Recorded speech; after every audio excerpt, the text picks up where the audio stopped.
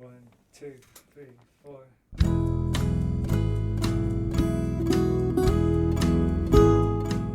Hello, you're listening to the Skylight Books podcast series. We are a general interest independent bookstore located in the Los Feliz neighborhood of Los Angeles, California. This year, because of the coronavirus pandemic, we've had to close our store and cancel in-person events.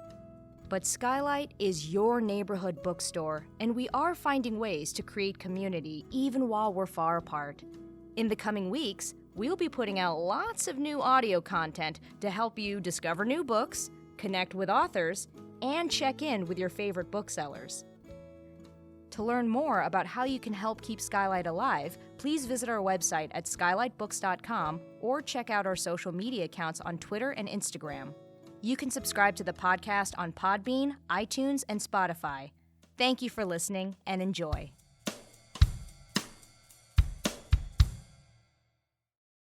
Thank you. I love the group of people that are showing up in the chat. Thank you for being here. It's like Sunday brunch and we're breaking bread. All the friends. I'm going to read a really short little excerpt from the book I've been working on that Fariha has seen a little bit of in Sensorium. And I wanted to read this part because it sort of introduces our people, Bengali, Eastern Bengali, Bangladeshi people. And it's something that is still being explored in American fiction. So I just wanted to set that stage a little bit. And her book obviously beautifully goes deeply into these histories as they exist in the main character, Taylia. In January 2020, I retreated at a friend's house in Joshua Tree. Each morning, I meditated, wrote by hand, and did yoga asanas in the backyard beside the lone Joshua tree. Its wayward branches cast a shadow like arboreal Durga for me to lay under for my Shavasana. After a week or so, I noticed that my scalp started to feel tender, and I was losing giant clumps of hair each day. And within days, I felt cool air in one spot. I discovered a ball ring. Stress-related alopecia had made a comeback. Heartbreak and money were the usual triggers, but this time I knew that my baldness was triggered by what I was reading. The text that I was reading had been written in the last 5 years, and for the first time in my life, I learned ancestral histories too painful for my parents to teach me.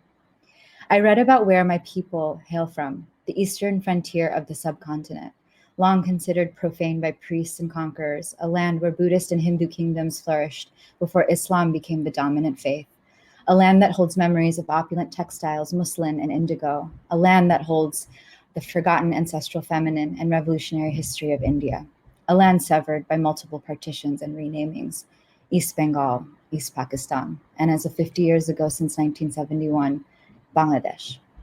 Each splitting has rendered Muslim and Dalit women, among them feminist writers and revolutionaries, invisible from a historic record of men's conquests. I read and I read, I read and I read, trying to absorb the suffering that my people have endured. Cholera outbreaks, famines, floodings, rape, and arduous rehabilitation for survivors during the Liberation War, a war that my parents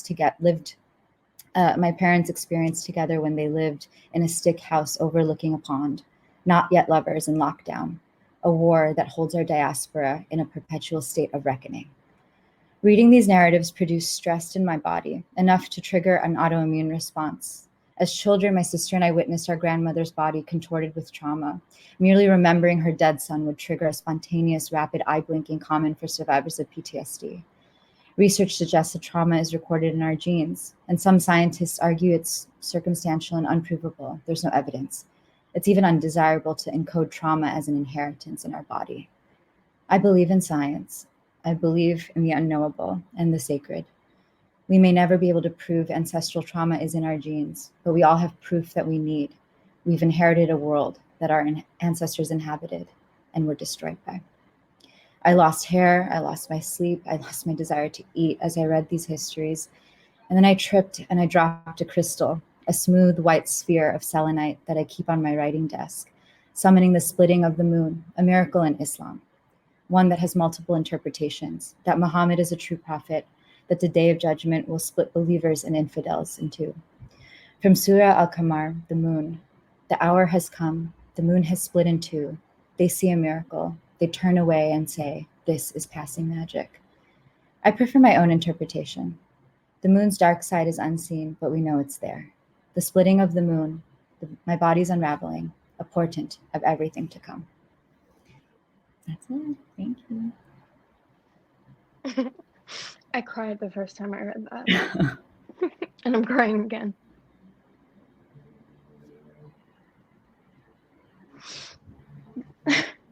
Thank you for being here. Thank you for being here too. Thank you for writing this book.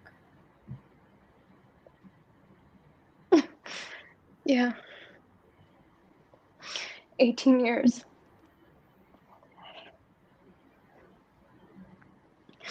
Sorry, it's my first event. And I'm feeling so emotional.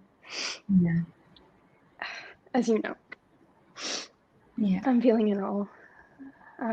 Book writing is no easy feat for the both of us.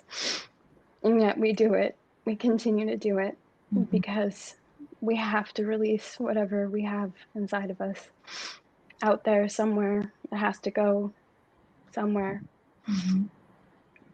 And yeah, thank you for sharing that. Thank you for listening. It feels so connected to what I just read of your book and the different versions I read of it. So yeah, so I guess we'll talk about that after. We'll talk about it after you read. So I'll read. Okay. Hi everyone. Also, this is so special. This is really important. Thank you for being here with me. I'm gonna cry a lot tonight, so cool.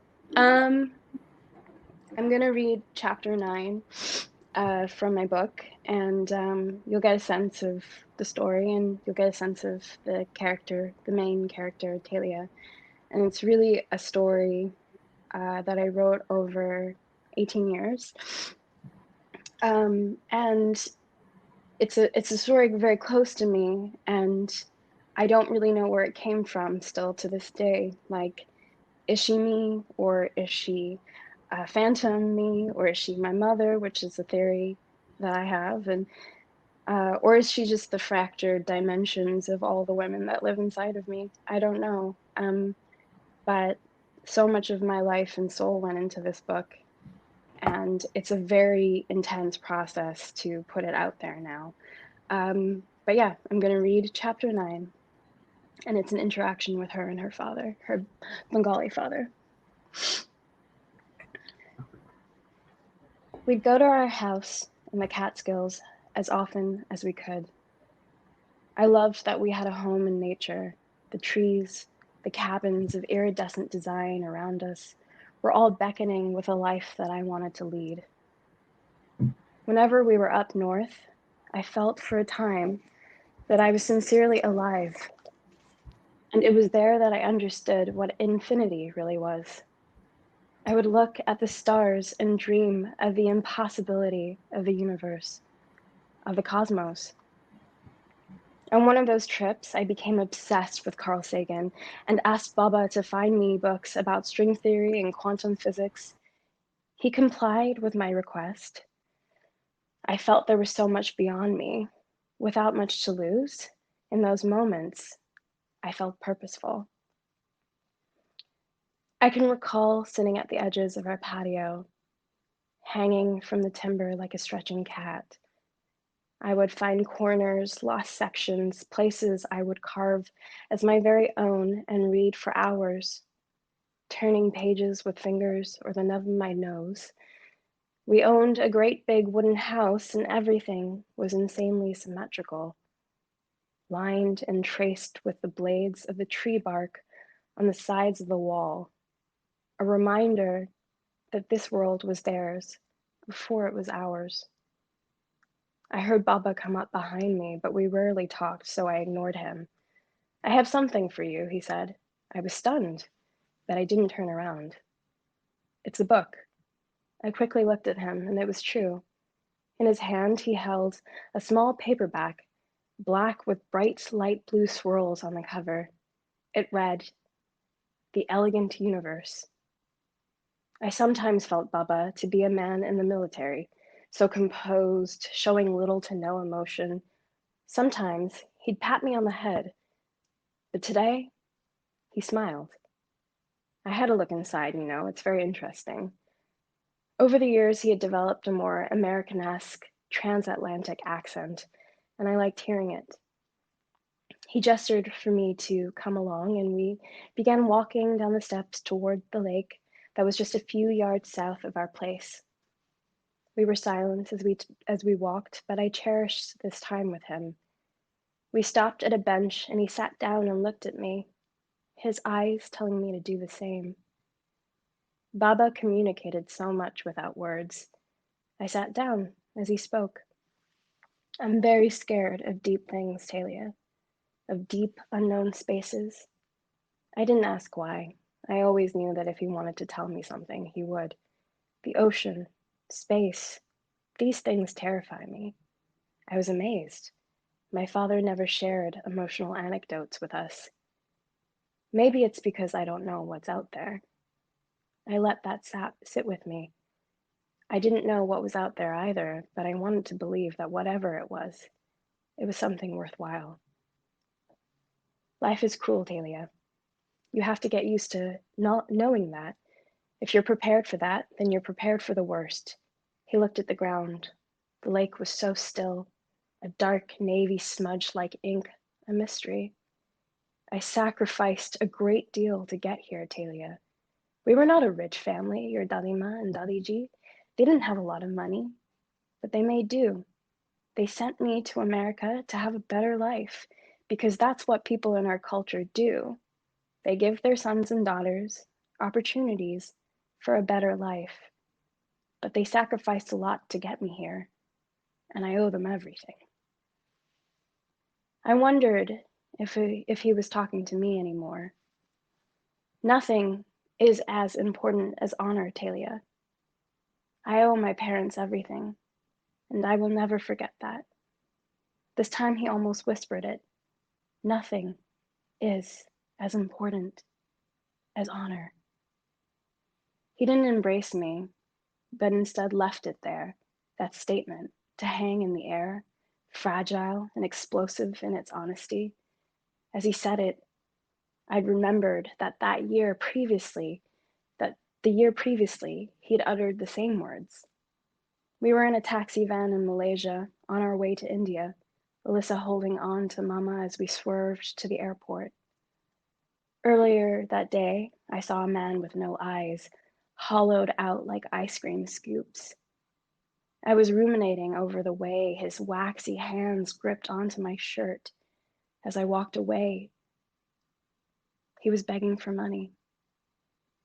Baba looked at us, but also past us, declaring one thing only. Don't plan your lives, girls. Don't ever plan your lives. That's it. That's what I'm going to read. I think, yeah. Thank you for reading that. How are you feeling? You're welcome. I'm feeling good. Yeah, I'm feeling good. It's a really wild experience to put a book out. Yeah. Let's talk about that. So, you've been writing this book for, all told, you said 18 years, which is like since you're a young teenager, right? And 12. 12, so preteen. Preteen. Yeah, prepubescent. And I discovered you, like my entire tribe of Bangla and South Asian femmes and queer people, online. And you've been writing on the internet since you were, what, 18? No, 20. Yeah. 20. Yeah, so 10 years, yeah.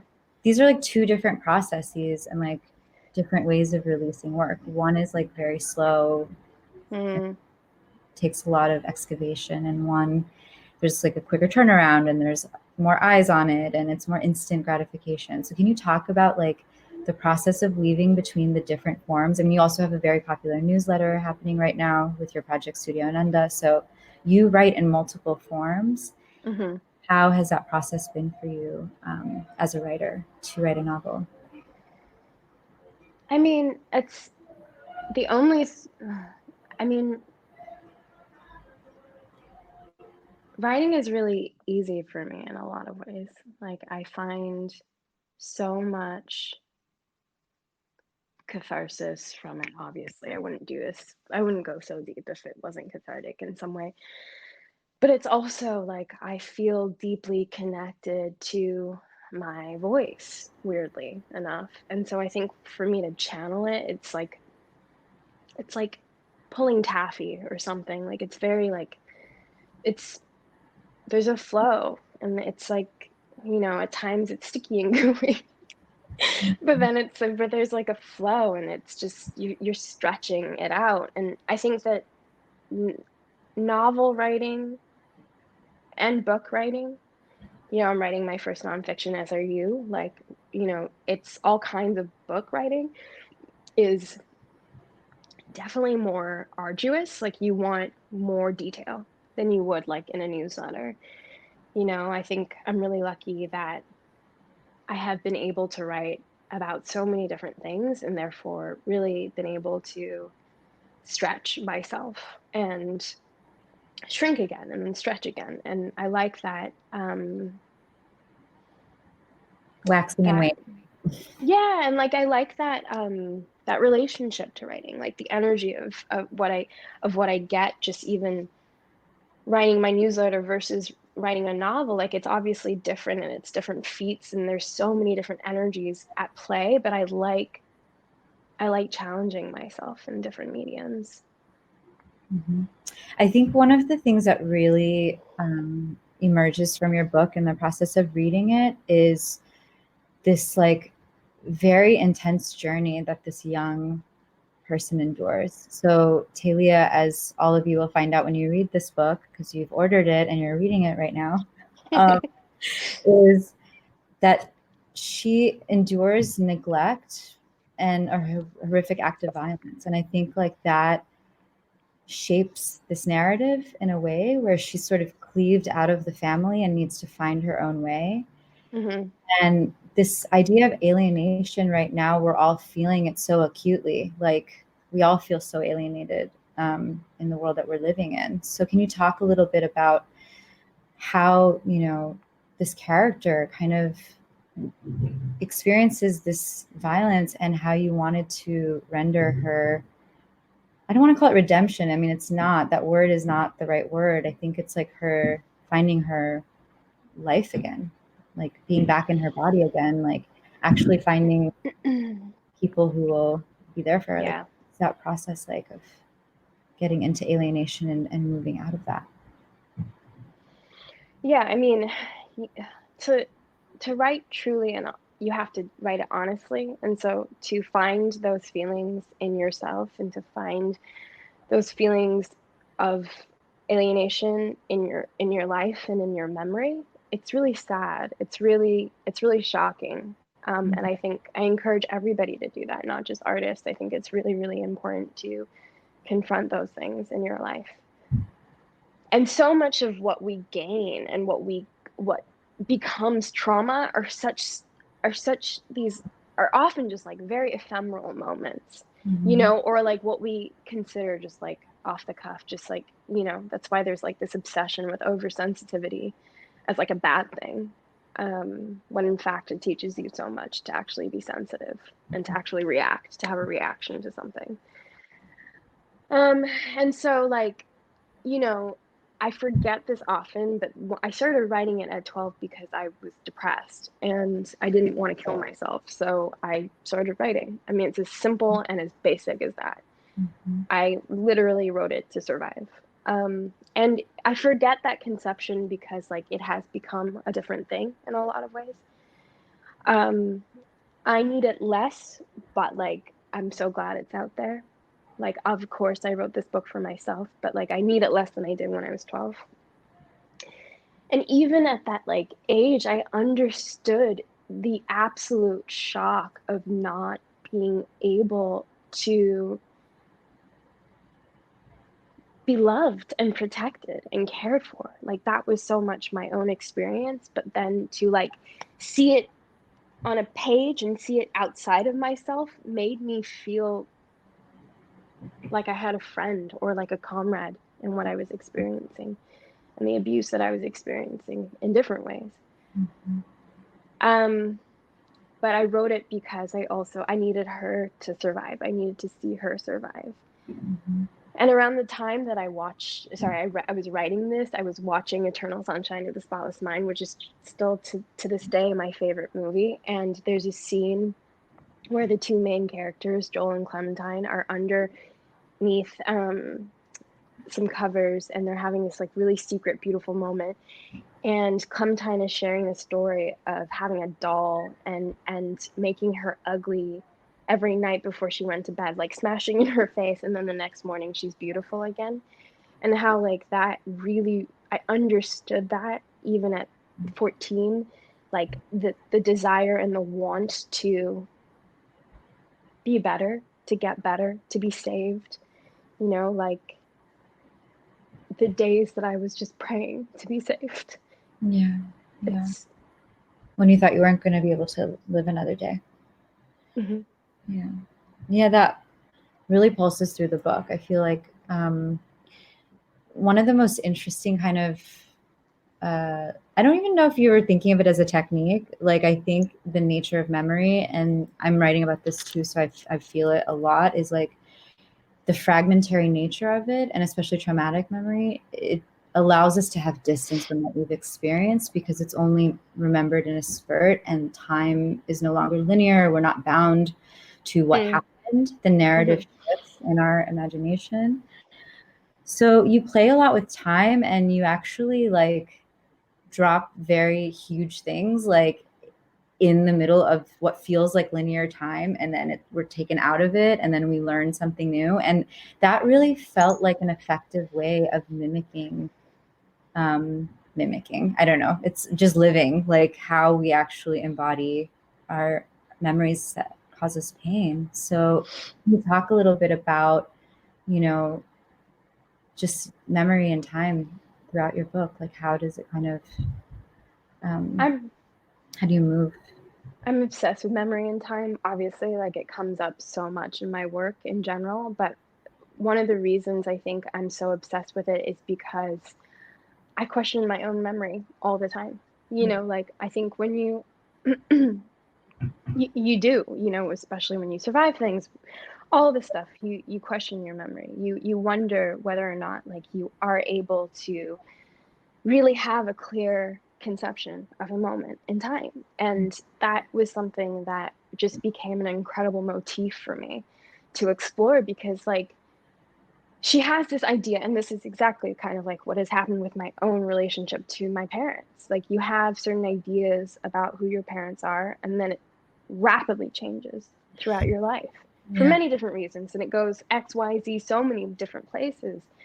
And to me, like, you know, she is absolutely dealing with neglect, but towards the end of the book, there are moments, I don't think this is like giving away too much, but there are moments where she's really questioning and replaying, like, what was that? Was this a moment of neglect?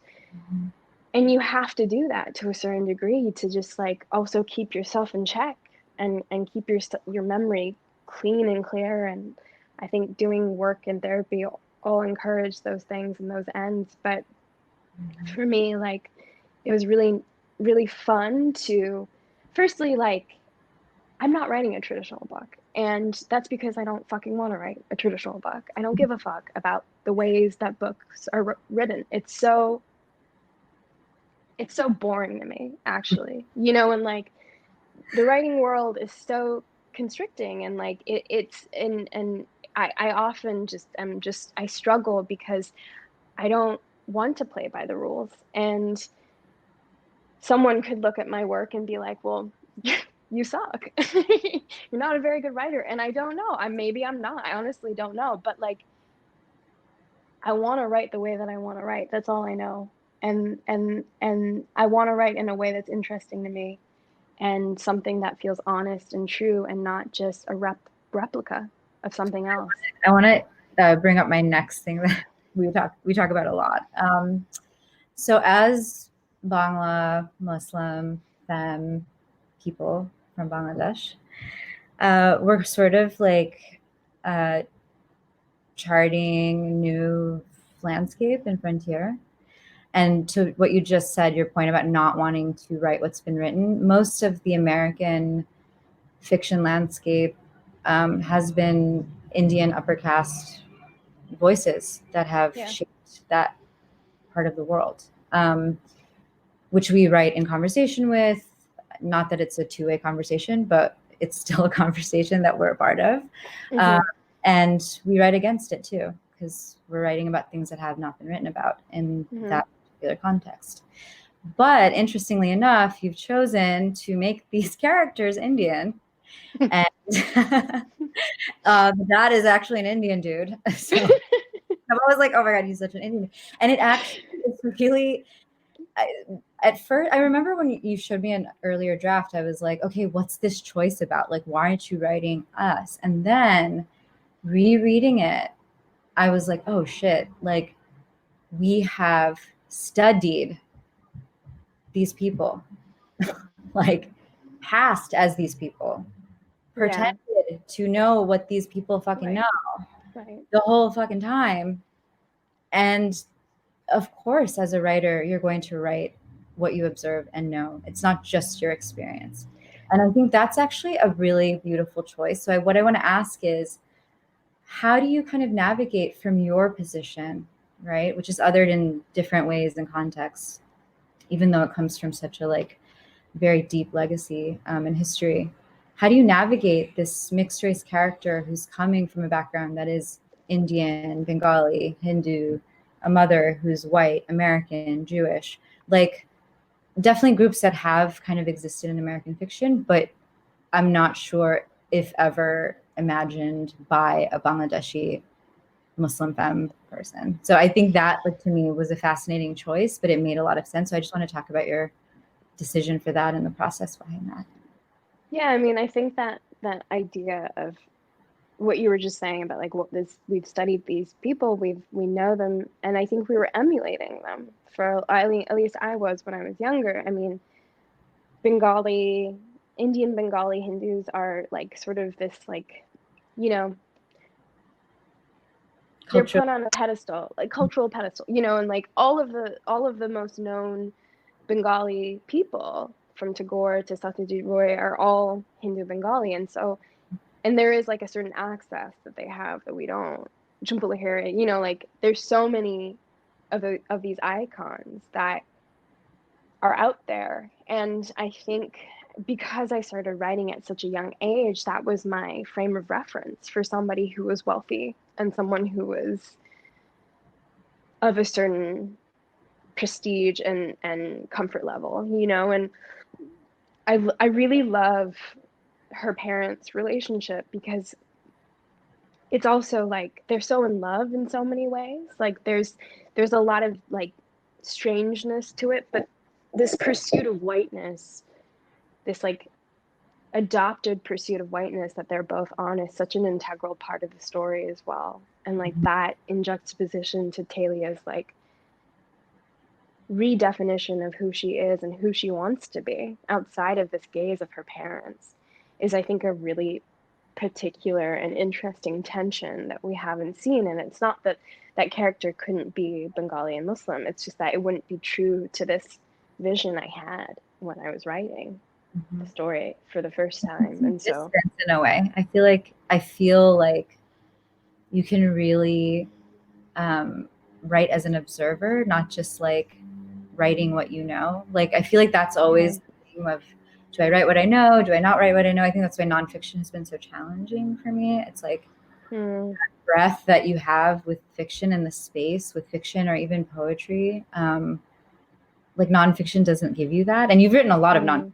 I mean, most of your writing I read before Like a Bird, I would say, is nonfiction, before your poetry collection. So yeah, thank you for answering that. I think like this other like thing that we've talked about just between us is kind of like finding each other, finding our tribe, finding people who feel our work. Like I have conversations with young people I don't even know who are going through things I've been through, and I feel like I can offer a source of light and just, you know, my experience. And I think you do that a lot for people all the time. So yeah, tell us about what that feels like and how you hold that kind of role that you're ascending into and deepening as a person who has offered people who've survived trauma and very deep familial wounding a way to heal through reading your work. Like, how do you hold that work and take care of yourself and, you know, live in a way that's true to you?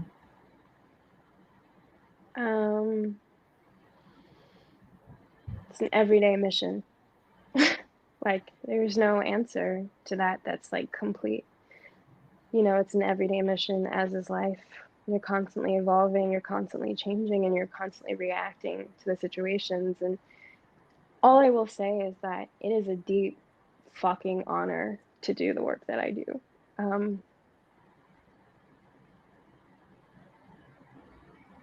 In so many ways, I think people weren't there to help us both, you know, in our careers. I think, at least from the folks that you really wanted to help you, and like to have a relationship that we have is a dream. It's like the most powerful thing, you know. And I think all of my closest friends right now, I feel is sort of like just deep awareness and understanding and alignment, you know. And I think that is all part of the mission and the work, because, you know, like I could say a lot of corny things about like the work chose me and like, you know, like, but I mean, in a way it's sort of true. Like, I think that you go where the inspiration takes you, and like I write purely for myself and in hopes that other people relate to it. But like, I'm writing for me, whether I'm writing a fucking poem or I'm writing a newsletter or I'm writing a novel or I'm writing nonfiction. I'm writing for me. I'm writing to protect me, to save me. And so that's maybe like my self-care, my most consistent form of self-care. And of course, like I have like practices that I do, but to survive and live, like especially in the changeability of this climate and this world, it's so hard to feel good every day. We're being pushed and challenged in a way that we didn't think was humanly possible. So we evolve. So we tip over and something clicks and something shifts. And that is the big, I think, one of the big lessons of the pandemic, for me at least, is to like, it's just to understand that whatever you can do, whatever you can commit yourself to being better, and not just as a writer, to being better as a human being, to understand that like writers are here to pave the way in so many ways. And you know, Octavia Butler is a perfect example of that, you know, of thinking about survival again, because this is it's really, that's what it comes down to. And now we're trying to survive climate, literally, you know. And like, we are facing an apocalypse, an environmental apocalypse, and there's so many things that we're constantly shifting and being forced to look at things that we were so happily in denial of. And that, to me, because I'm ruled by Saturn, is really, really great, and I love it so much. And I'm not even being sarcastic. Like, I do love it. Like, it's so to do the work is an honor. It really is. And maybe that's all I can take with me most days. Like, at least I get to do what I came here to do. It's beautiful. All right. So does anyone have any questions for Fariha? I'm going to look at this little ask a question. Okay. So Fariha, can I read this to you? Mm-hmm. From our lovely Safia, brilliant Safia. Hi. Baby. Hi, baby. Fariha, how did the book change over the 18 years of writing it? What elements of your past 18 years have helped shape the final version of this book? Okay. Read the last part again. Sorry. Fariha, how did the book change over the 18 years of writing it? What elements of your past 18 years have helped shape the final version of this book? I mean, you had a huge,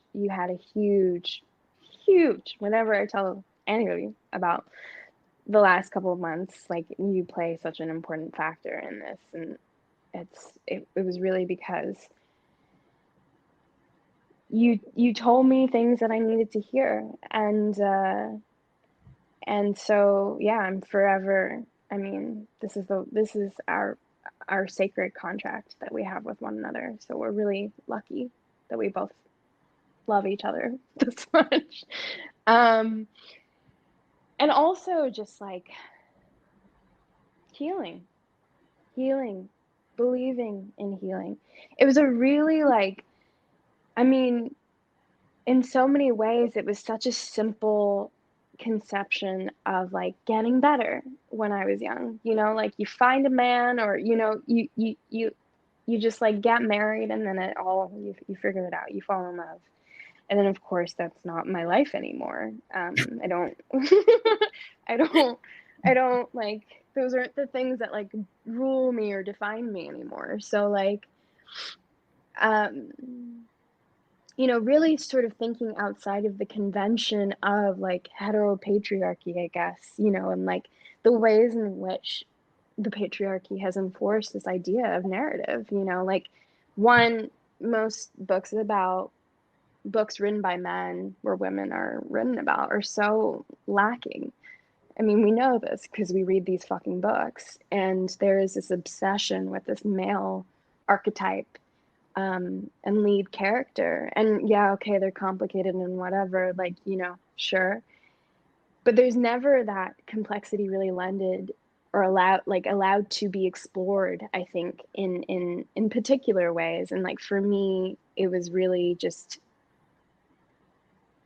important to tell my truth and my experience and have that be reflected in the everydayness of how Taylia lives. Whether it's her relationship with Kat, whether it's her relationship with Dasim, like, whether it's this like dwindling love relationship, like, there's so many things that I feel were affected by my radicality and my, like, the ways in which I became a radical person, I guess. My politics. Those are the things that I think affected at least the last decade of writing it. Thank you. There's another question here. When writing about family-related trauma, question for both ladies. I'm a lady, huh? What was the process like when you shared this with your parents, and how receptive were they of the message you were intending to share? Do you want to answer that first, and then I'll say what my part is? I don't talk to my mom anymore, so I didn't get any of that. My dad hasn't read it. Neither of my parents have read it. They know I've been writing it, obviously, for 18 years. My sister's read early drafts. And it's funny, like, the other day I was talking to her, and I was just like, talking about how long it took to write this book, and how, like, I'm finally at this stage where I can, like, be proud of it. And it took so long. It took 18 years. And she's just like, no, I read it when you were like 15 and it was great. And I was like, no, that's not true. It was bad. And she kept fighting me on it. And it was just a really interesting, it was really powerful. And just the fact that, like, so many people can take different things from a story. Like, I'm looking at this as a writer, of course, being obsessed with how it's going to be taken critically, whether I want to or not. There's always this, like, I'm a fucking Capricorn. I can't escape it. There's always this, like, lingering feeling of, like, am I a failure? And then, of course, like, ultimately, the only thing that I have with this book is that I wrote it, I committed myself to writing it, and I finished it. And that in itself is just such a huge feat. And I have to be really proud of myself for doing that. I didn't really answer the question, though, I don't think, but or maybe I did. Dad doesn't read the stuff. Like my dad does not read my shit either, because he's just, I can't handle this, and I don't want him to read anything I ever write. And then my mom, actually, in my instance, she does read. But before I write about survivorship, rape, trauma, anything like that, we have a little conversation. We check in. Good. And it's just like, hey, I'm writing something that's going to make you upset. Yeah. Just prepare. But when she shares it with, she's in a lot of blogger communities in Bangladesh, and she shares stuff I write, and then people vibe with it and are like really, I think she's like, feels relieved that people want to talk about these difficult topics that no one talks about. So exactly. Okay, so another question is, how did those who read the various drafts or edit respond to the story and Taylia's character, particularly Taylia? Sorry, did I read that right? So yeah, how did they respond to her character? At least where I'm at in the book, I enjoy how complex she is and how she can be difficult as a person. Did you face pushback with having a complicated young woman as your protagonist, an imperfect survivor, which I personally love about Taylia and the book? So this goes kind of to the general cultural conversation around like the unlikable character or the difficult character. Yeah. No, don't worry, Tara. Sorry, it's fine. I just read the question wrong. So yeah, what's the process of writing a character that's not just like a moving, lovable character, but someone who, because I also was like, oh my God, stop making these horrible decisions, kid. I'm gonna like get so mad at you. But then I was like, no, you're going through a lot. You've been through horrible stuff. I can't get mad at you. So it's like, how do you navigate like writing this character? It's my fucking life. I was a mess when I was in my early 20s. Like I was like doing dumb shit. I was taking a lot of drugs. I was just like not embodied at all. And like I have shame, but I also don't, because I'm just like, it's especially when you go through extreme trauma, you don't want to look at it. So you're going to do whatever you can to look away. And I think that is really important. You know, we are not just one-dimensional, and we are not just, I think the pursuit of goodness is a really important one that we should explore more and unpack more, because I think all of us, or I can just talk about you and I, like we are on this pursuit of spiritual enlightenment. You know, we're deeply connected to the divine. Mm-hmm. Those things are very important for us. That's again like an everyday experience, and you do things along that ride where you're like, I wasn't really my best self today, damn. And you have to call yourself out, and you have to sit with that, and you have to take accountability. And I think Taylia is in this like very early formation of her freedom. She barely knows what it is, and she is trying to conceive a place and a planet that will accept all of her dimensions. So of course she's going to make terrible life choices, because that's what we all do. I think it's really deep how her rejection by her parents, which is something that I'm sure so many young people ask you about. Yeah. Ask about that too. But it's like how our parents let us fucking down when we're going through stuff, and they don't know how to parent us because they're such narcissists, and they don't even know how to deal with us because they're not dealing with themselves. Yeah. So I feel like you really address that by showing us that in her parents as well. Like they're also kind of going through their journey where they're not really showing up. I'm going to fold some questions together because we have 9 more minutes. Okay.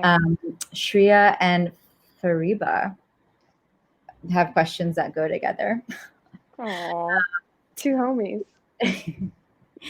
Fariha says, what do you hope for readers to take from the book, and how does it feel different or similar to putting out poetry? And then Shreya asks, how did you know your book was finished? How did it feel for you to know that it was ready for the world? So I feel like, you know, it's like the different forms that you're playing with, but also knowing when something's ready to be released, which I feel like I witnessed part of the process for Like a Bird. So Yeah, I mean, I don't know if you ever really know if something's ready. I think you just get sick of it. Like you're like, oh, I have to just put this out now. And also a deadline helps. If your editor is just like, this is the deadline, and you're like, okay, like there is an acceptance to that um, method, I think, and like ultimately one day you have to give it to them. You have to give that manuscript or that draft, you know. And I think Michaela Cole's I May Destroy You, I know that we kind of wanted to talk about it late, you know, potentially, but like she, like, you know, the fact that she's a writer, I mean, it's about her life and what she went through, but the fact that she's a writer on a fucking deadline as these things are happening to her, I think was just such a powerful thing to see. Um, because sometimes you are working in real time. You're writing in real time, you know, obviously, and you're processing in real time.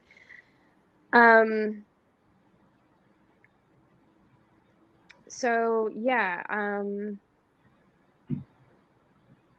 mean, how is it different to? Was that the first question? How is it different to poetry? We shouldn't have folded them all together. Because I'm like, how do I Try to get all of our friends' questions? And Aria also asked a question. So I was like, okay, cool. Okay. Okay, let me do this. How does it feel different or similar to putting out? I mean, I think it feels bigger. It feels scarier. It feels like, oh shit, like this is it. But then also I don't care. You know, Yeah. I'm always like two things at once, you know, like I really don't care about the industry. Like I shouldn't say that out loud, but I like don't like I don't know if they'll ever accept me as I am, and I don't want to change. Is basically like what I'm feeling. That's the way that I navigate the industry. And I want to write, yeah, like what I want to write. And I want to write in spaces that The allow other that. piece of that was, how did you know it was finished after 18 years? Yeah, And I guess it was ready for the world, but you kind of did touch I on. did, yeah.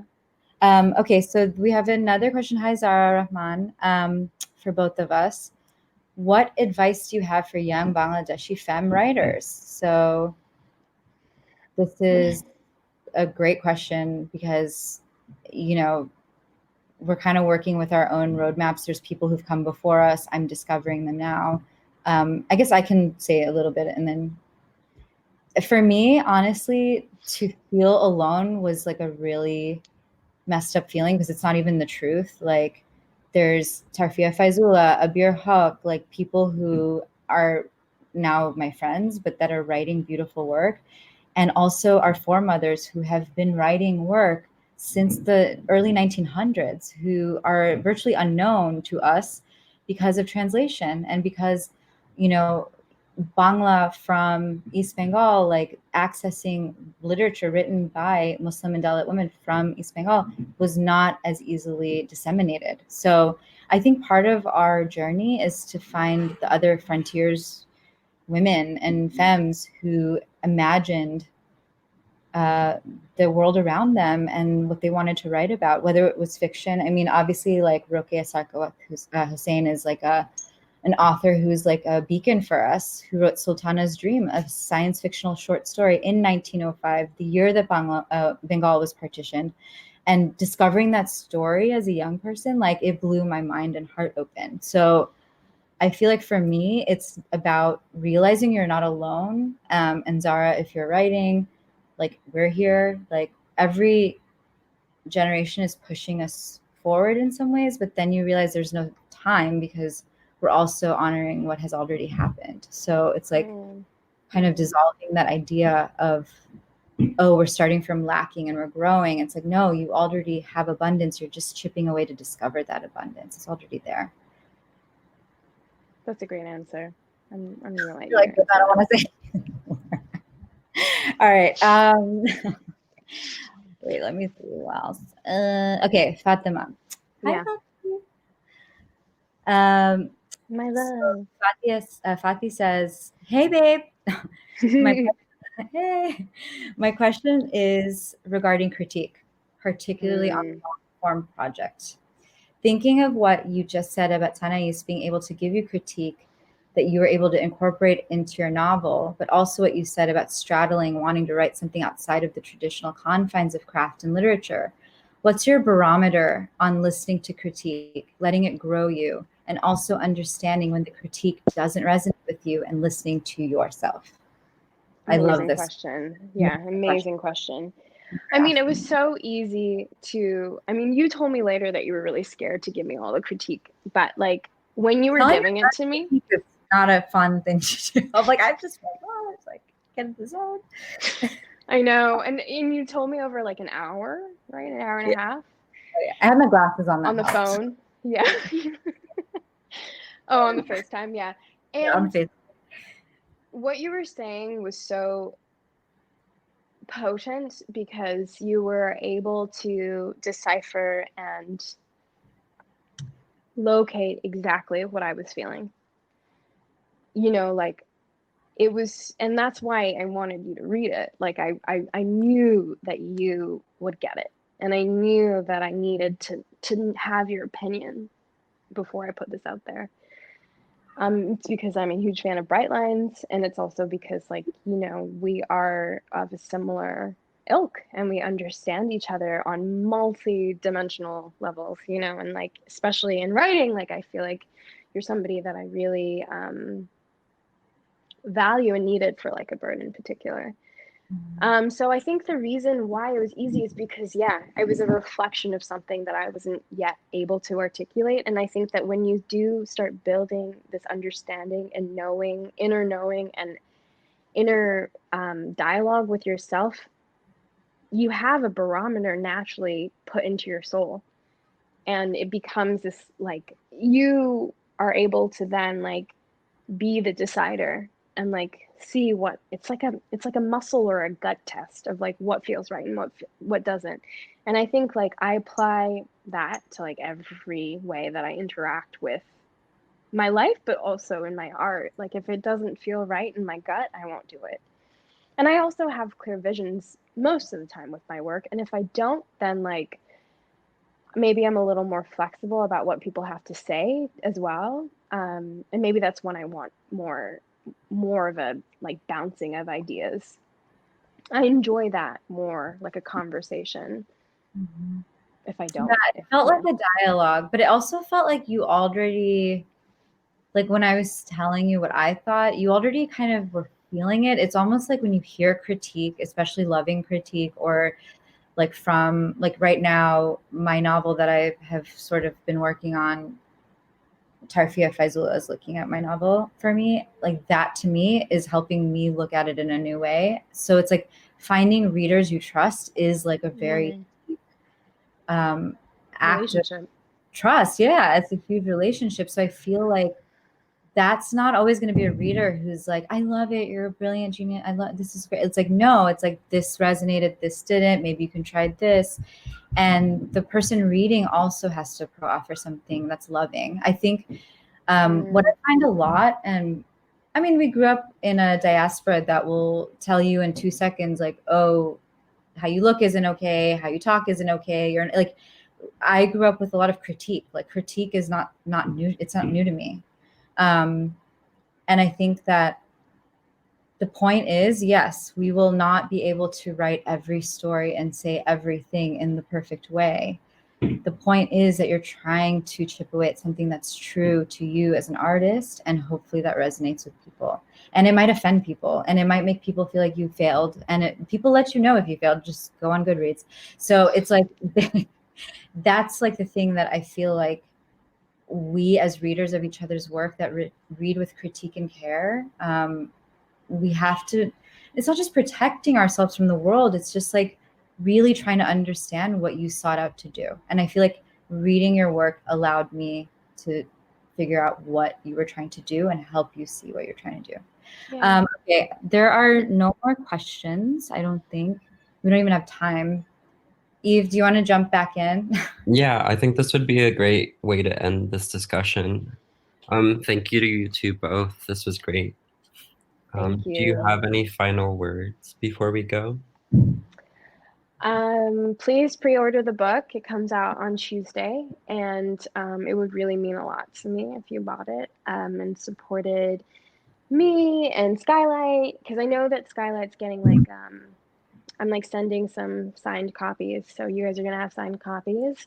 And then of course through Unnamed, my publisher, who big shout out. I love you guys. Yeah, this book is like my heart. Yeah, if you could press the green button below us to order. Yay! Okay. Yay! Thank you all. Amazing. Wow, we did it. Love you. As soon as Love we you. go, this will be recorded and everyone can watch it. But yeah, thank you all Thank for joining you. us. Bye, y'all. Thanks. Bye. Thank you for listening to the Skylight Books podcast series. Please don't forget to visit our website at skylightbooks.com and make sure to follow us on Twitter and Instagram. Also, don't forget to subscribe to this podcast for more author talks and bookseller conversations. You can find us on Podbean, iTunes, and Spotify. Stay safe and healthy, and we hope to see you back in our store soon. I see